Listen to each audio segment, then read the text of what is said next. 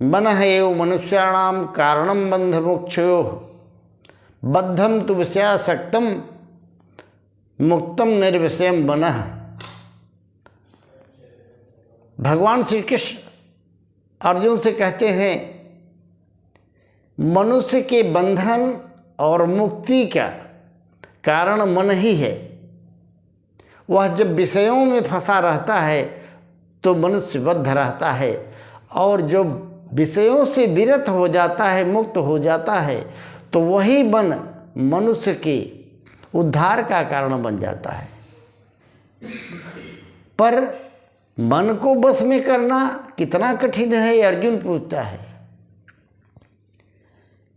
कि हे भगवान, आप कहते हैं मन को बस में करो। मन तो वायु रिव सुदुष्करम, जैसे वायु को मुट्ठी में बंद करना मुश्किल है, उस तरह मन को पकड़ना मुश्किल है। एक मिनट में ही मन कहाँ कहाँ चला जाता है कोई अंदाज़ा नहीं। क्षण में यहाँ तो क्षण में भारत, क्षण में दिल्ली, क्षण में अमेरिका, कहाँ कहाँ चला जाता है, मन को बस किया ही नहीं जा सकता। भगवान ने कहा, अवश्य में हो, मन चंचल है अर्जुन, पर इसको बस में किया जा सकता है। ऐसा नहीं कि मन को बस में नहीं किया जा सकता। चंचलम ही मन कृष्ण प्रमाथि बलभद्रम तस्याहम निग्रहम मन्ये वायुर सुदुष्करम। अर्जुन जब पूछता है तो भगवान क्या कहते हैं, अभ्यासेन तु कौन्तेय वैराग्येन च गुह्यते। मनुष्य को अपने साथ दो चीज़ें एक साथ लेके चलनी चाहिए, एक तो अभ्यास की तलवार और दूसरी वैराग्य की तलवार। तो मन बस में हो सकता है। बारंबार के अभ्यास से मन को हम जहाँ लगाना चाहें एक जगह लगा देना ही, मन को एक जगह केंद्रित कर लेना ही अपने बस में कर लेना है। मन को विषयों की ओर न भागने देना ही उसको बस में कर लेना है। जिस विषय पर हम बारंबार अभ्यास करते हैं वही चीज़ मन में बैठ जाता है और मन उसका अनुगामी हो जाता है।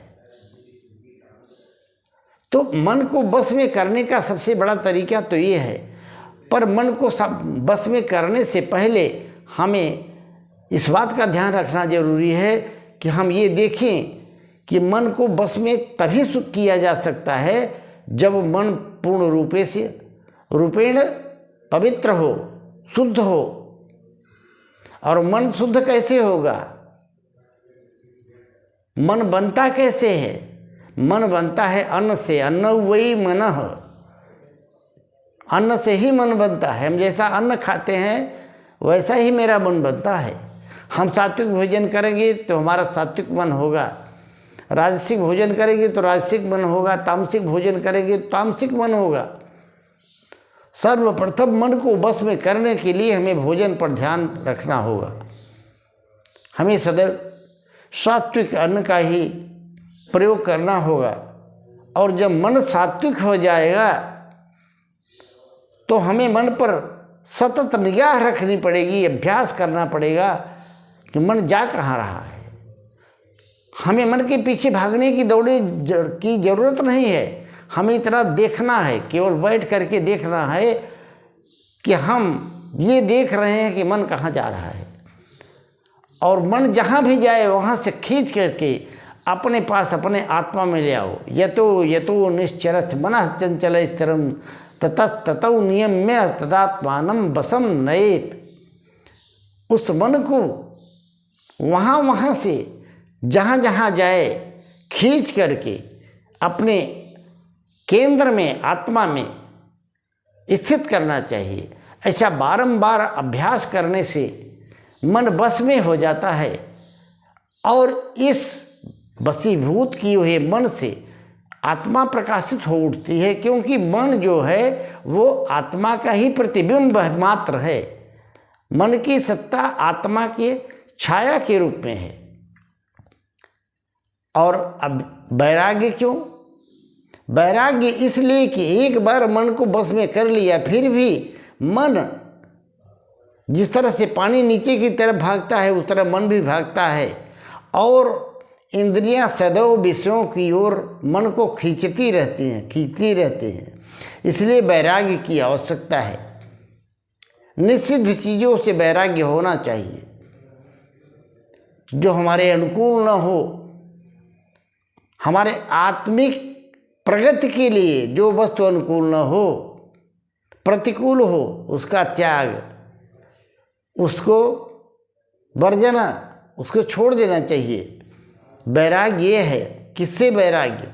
क्या इंद्रियों से वैराग्य? परिवार से वैराग्य? नहीं, सबके बीच रहते हुए अनासक्ति। अनासक्ति, अब अनासक्ति बहुत बड़ा गुण है। अनासक्ति कैसे समझेंगे? कोई भी वस्तु है उसमें अपनापन न रखता ही अनासक्ति है। नो आसक्ति, उसमें आप अपनी आसक्ति मत रखें, उसे अपना मत माने। जब आप वस्तुओं में अपनापन मानते हैं तो उनमें राग हो जाता है और राग ही बंधन का कारण है। इंद्रियां फिर मन को नीचे खींच ले आती हैं। इसलिए दोनों की ज़रूरत है। एक तरफ अभ्यास, बारंबार अभ्यास, तो दूसरी तरफ वैराग्य। प्रतिकूल वस्तुओं का वैराग्य, उन्हें त्याग, और अनुकूल वस्तुओं का संग्रह, सद्गुणों का संग्रह, सात्विक भोजन, और कम से कम इतना समय दिन में अवश्य निकालें कि सुबह शाम बैठ करके मन पर निगाह रखें, आत्मनिरीक्षण करें, मन पर नज़र बनाए रखें, मन जाता किधर है। और उस मन को जब आप बारंबार काफ़ी दिनों तक अभ्यास करेंगे, मन आपके वशीभूत हो जाएगा और मन के वशीभूत होते ही आपके अंदर आत्मा प्रकाशित हो जाएगी। मित्रों, वीडियो अच्छा लगा हो तो कमेंट में जय श्री कृष्ण, राधे राधे अवश्य लिख दीजिएगा।